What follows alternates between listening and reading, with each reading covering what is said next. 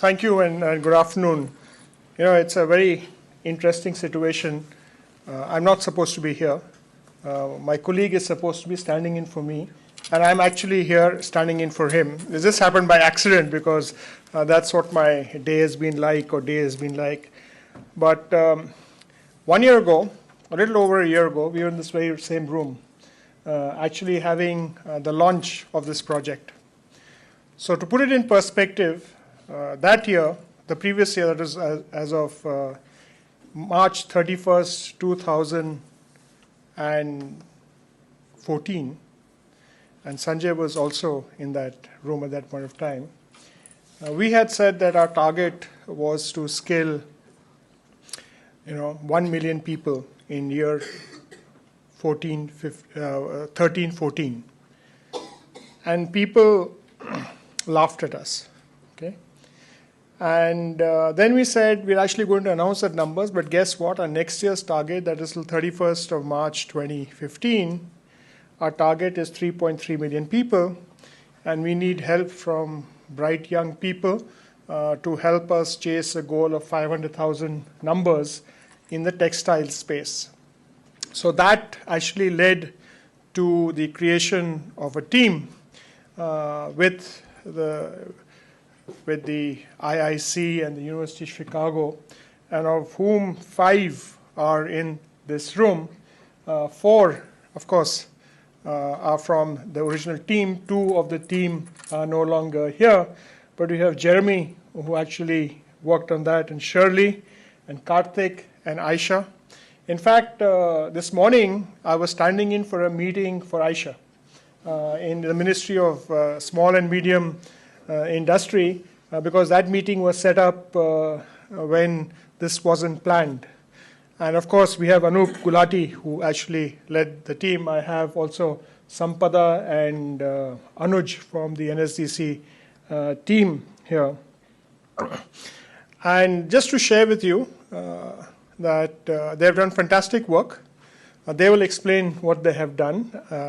But as of 31st of March 2015, the NSDC ecosystem actually created 3.43 million people in the last year. So we went more than 3.4 times our last year target.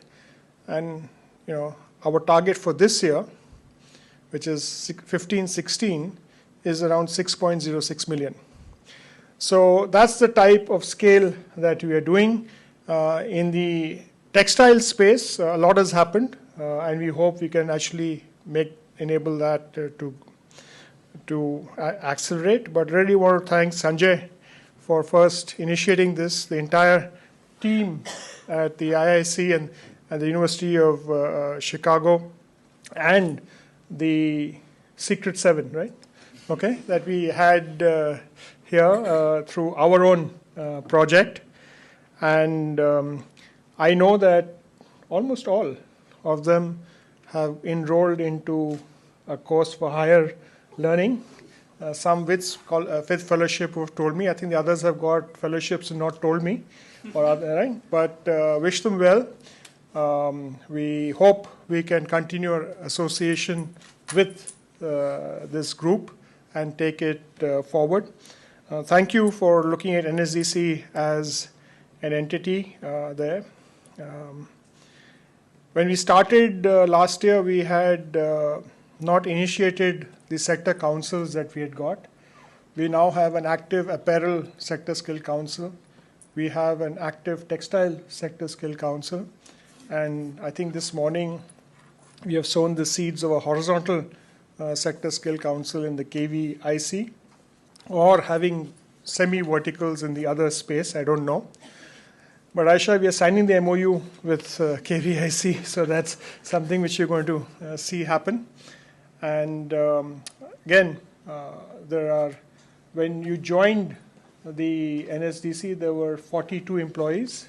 Now we are 64, plus 9 consultants.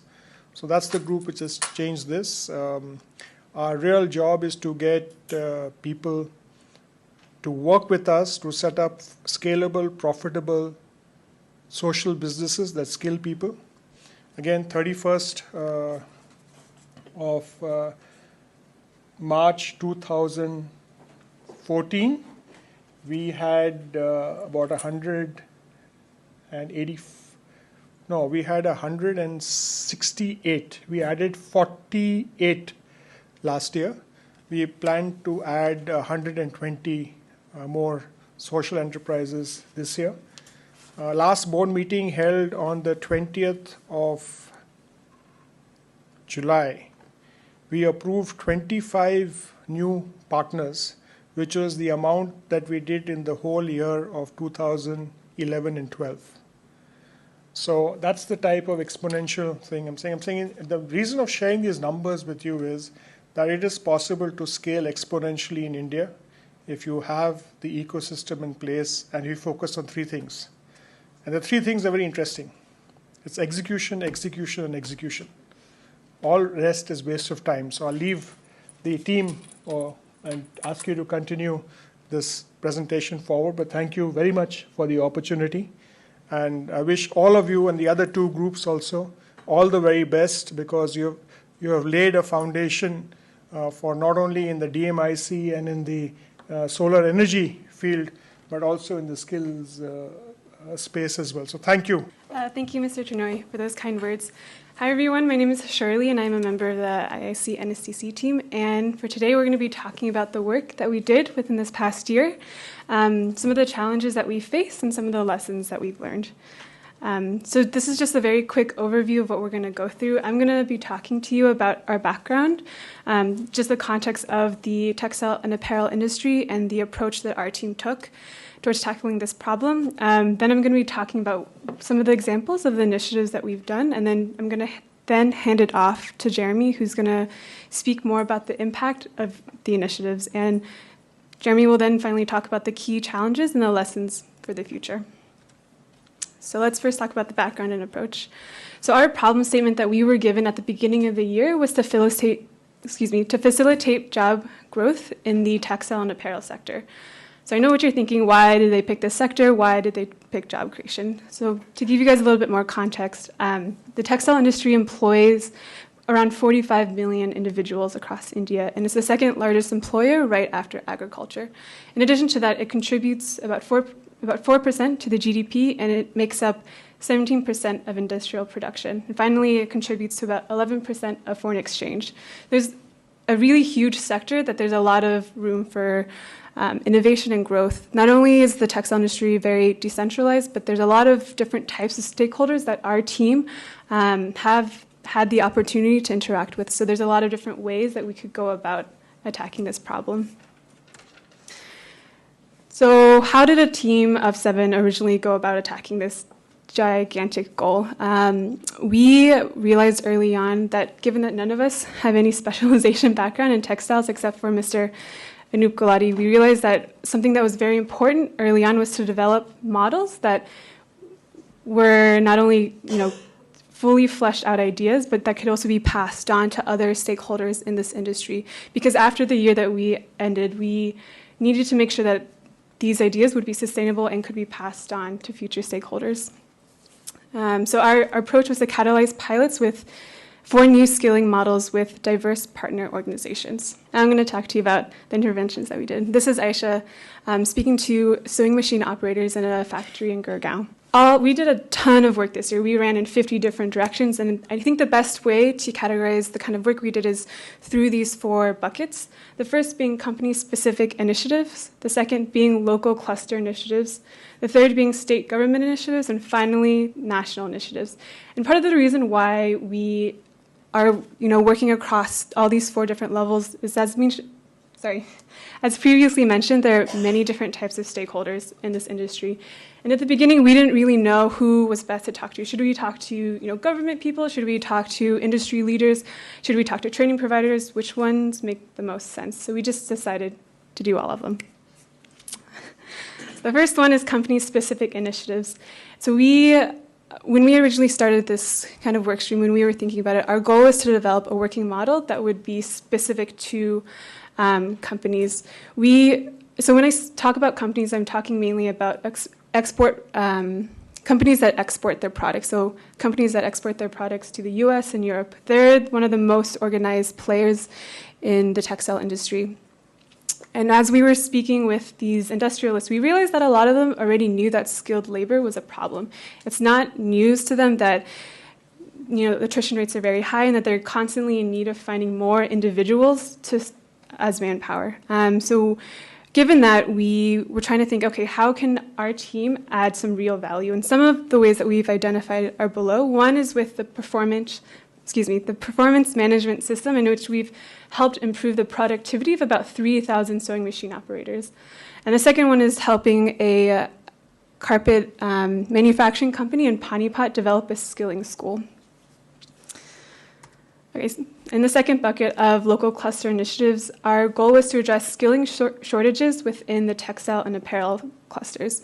So as more of a background, so of the 45 million individuals that are employed in India in the textile and apparel sector, about 8 were reading up on the policies. We had learned early on that there's all these really great policies up here, but none of them are getting to the ground, to the people that actually need them. So our team had decided to devote a fair amount of our resources to these bottom-up approaches, where we were really working on the grassroots level with industry leaders, with local governments, to really address skilling shortages. And a couple examples of our work include working in the Bhiwandi cluster in Maharashtra, Ayesha working in the Rampur cluster with the Zardozi workers, and working in the Panipat apparel skilling cluster. Panipat apparel cluster. And a second example of our work in these clusters includes working with the industrial training institutes, which are the ITIs. Now, there are hundreds and hundreds of ITIs across India. They're really fantastic infrastructure resource that India's skilling ecosystem has, and yet they're not being used to the best of their capacity. So our team has worked extensively in Ludhiana in Punjab with the textile cluster there to develop a dyeing course, and I can happily say that we helped implement a course in which 20 individuals are being trained in dyeing courses, and very soon after they're employed with local industry. We've also gone to replicate that model in Jodhpur and in Rampur. So the third of our initiatives is with the state governments, and what's different here is that we were working very hard with state policies to promote industry-led training. Something that we learned very quickly, especially in the textile sector, is that the machinery is way too expensive for any third-party training provider to want to set up their own training initiatives. It just doesn't make any sense, given how expensive those capital goods are. So instead, we thought, wouldn't it be great if industry leaders, people who already have these machines, if they could devote part of their core business to becoming training providers.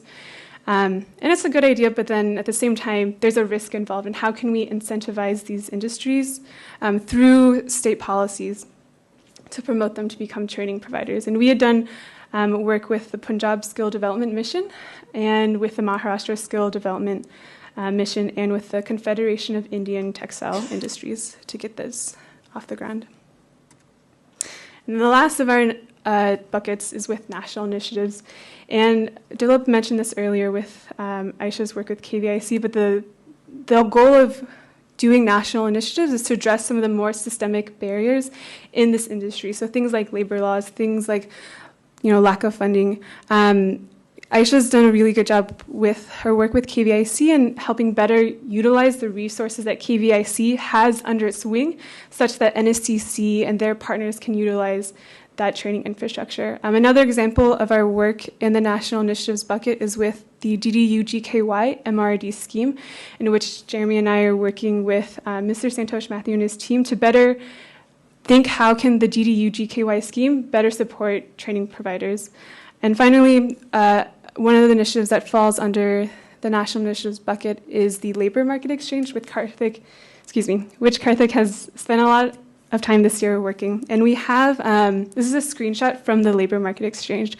So it's in its beta launch, and as you can see, it's still a work in progress, but towards the bottom, there are 4 different main stakeholders that are involved. They're the mobilization partners, so people who get all the workers together. There's the training providers, so the people who actually impart the skilling. And there's the assessment bodies and the industry partners. So the main idea of this is that it's a platform to serve all players in the industry and better address the problem of manpower in the industry. Okay, so I'm going to pass it off to Jeremy. He's going to talk about measuring impact.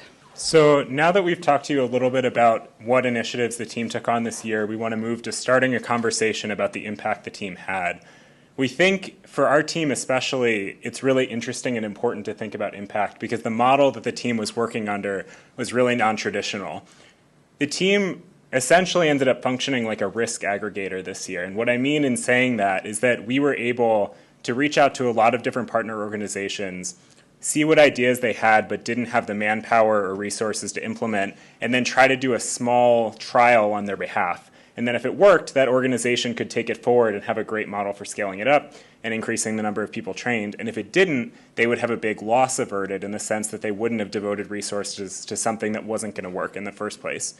We think that's a really important model to be using in government and sort of more bureaucratic organizations to try to avoid some of the paralysis that comes with trying to get something started that's new. But it makes thinking about impact really tricky because what do you look at? If you look at the number of things the team tried this year that failed, it might be a huge number of losses that were averted for those organizations, but you wouldn't necessarily see it in confirmed numbers. If you look at the scalability of certain initiatives, that's great in that you see how big they can possibly get, but you have a harder time pinning down exactly what the team's impact was. And so we had 3 metrics we wanted to look through, but we think it's an open conversation to have about how the best way is to look at projects like this and ensure that you have enough data to get them funded in the future and make sure those teams do exist. So the first category of impact that we can think about is really the simplest, and that's confirmed numbers. So where are the numbers out there that we know have been generated and can go check on and that are evidence-based? So we see pros here in that this category is really clearly measured, and again, it's evidence-based. But the cons are that it can underestimate the team's impact because you might not include, again, all of those things that didn't work out and that taught someone a lesson, and that also you don't get the scalability of the initiatives here. So you don't know if they can get bigger in 5 years, how big will that get? So if we're thinking about impact just in the most basic sense, when we've gone through all the initiatives that Shirley talked about and counted up numbers, we can roughly estimate the training and placement of about 10,000 trackable individuals by the end of 2015, which is great. We think that, as she also said, it's really hard to measure those people because a lot of the biggest issue that training providers have is just tracking people that they've trained and placed, seeing that they've actually stayed in those jobs. So getting about 10,000 people who we believe have been in programs and having names and information for them is really great.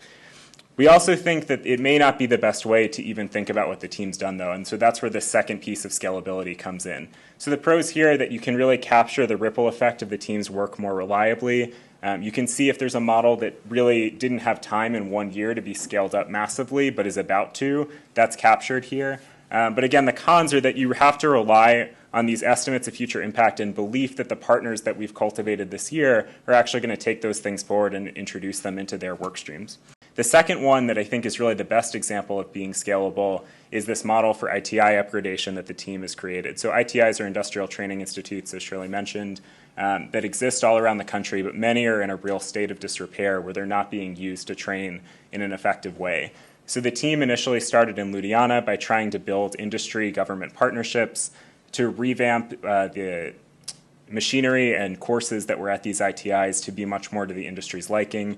That was successful, and 20 people are already enrolled in a dyeing course in Ludhiana, and we've just received word that now that that went so well, they want to scale that to knitting courses and to weaving courses and to spinning courses, and then scale to other ITIs in the state.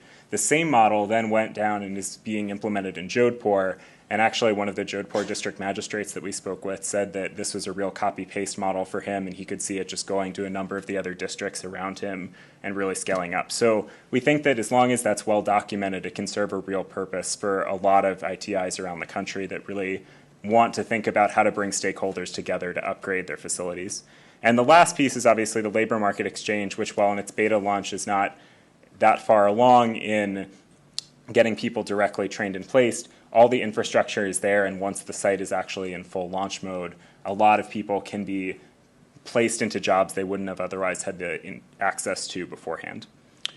And the last category we want to think about are qualitative externalities. So these would be things that are important qualitative effects of the work things that might not be captured easily with a number or harder to evaluate rigorously, but are nonetheless important.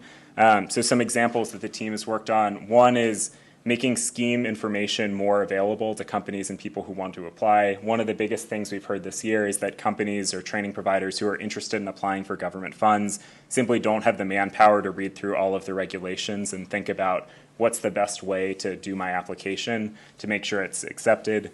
So we've done a number of documents for the sector skill councils and other organizations to publish that explain exactly how to do that and make life a lot easier for those groups. There's also even things with the trainees themselves, so things like having an improved livelihood of students after training, and areas where we've worked to build out life skills modules of different courses that are training people on not just how to be a sewing machine operator, but also take care of their own health better and financial literacy skills. And finally, we believe that by making the standards of the NSDC, so the qualification packs and national occupation standards, more widely accepted and known, we can improve the quality of training by making sure that all the trainings that are happening at a really high level and standard. Finally, now that we've talked about impacting the initiatives, we think it's important for future projects to really address what were some of the challenges of working in the textile industry this year, and what are some lessons for the future others can take forward. Specifically in the textile and apparel industry, we found that it's one of the most difficult industries that could have been chosen to work with for a number of reasons. As Shirley mentioned, 80 to 90% is informal sector, which means that it's very difficult to formally place and track people coming out of training programs.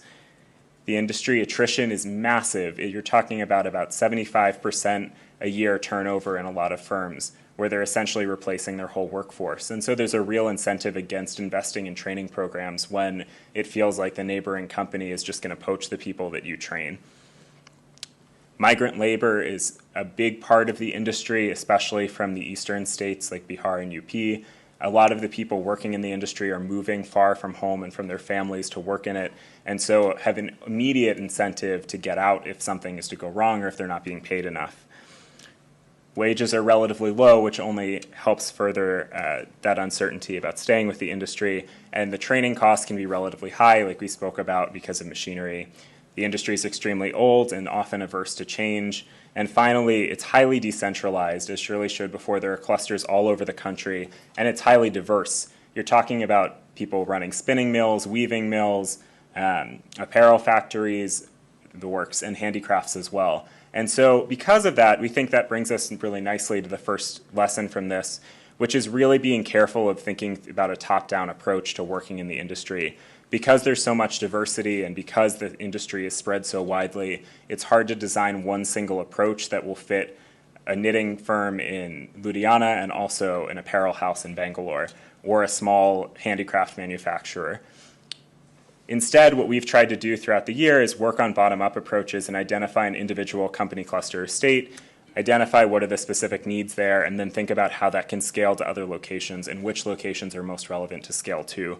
We found that that's much more successful and also a lot easier to monitor than trying to put out one thing at the top and then see the trickle-down effect. The second lesson that we wanted to address was working with government and specifically doing it in a way that moves the ball along. We've worked with a number of different government partners this year, and typically the most successful initiatives have been the ones where, as I think another team mentioned before, we were able to identify a project champion in the organization who could really move the ball along and make sure things were happening. It was always important that this person could really lend authority to the project and speak on its behalf and be listened to. And so we actually made that part of our project planning process this year. So before starting any of these initiatives, really identifying, do we have someone here who is concerned, who believes in what we're trying to do and wants to take it forward, be that in a state vocational training agency or be it in a more central government role. And we felt that that really helped avoid a lot of wasted time and not having to worry about someone getting involved but not being very invested and things stalling out. The third piece is really around building partnerships. We needed to be clear up front with what contributions we expected from partners and from what we could provide ourselves, especially when it came to funding. It can always be a sticking point of who will provide that and come up at a later stage. But as long as those were talked through early and we could ensure that the team was getting a benefit in addition to the organization we were working with, that became really critical. And the final piece was leaving time for approvals. found red tape being really a real issue this year, and especially with government, but not just with them. I think also with fairly bureaucratic multinationals or with other nonprofits, it could really take a lot of time to get things through, especially those related to funding again. So planning for this and building in flexibility and creating a multi-pronged follow-up strategy that doesn't rely on one person coming through, but that relies on getting a number of people involved in the project in some way was critical. And I think going along with that, understanding the processes that organization uses beforehand, how decisions are made, if there is a certain schedule for board meetings and how often those happen, so that you're in the right time in the cycle to be able to do something and not be sitting on your hands for 2 months. We want to thank our partners for the project. There were many, and so we can't thank all of them by name, but especially the IIC and the NSDC, and of course all of those who contributed in some way, be they mentors for the project, companies, clusters, everyone that we were able to work with. And we'd love to take questions about the project and hear what you have to say. So thank you.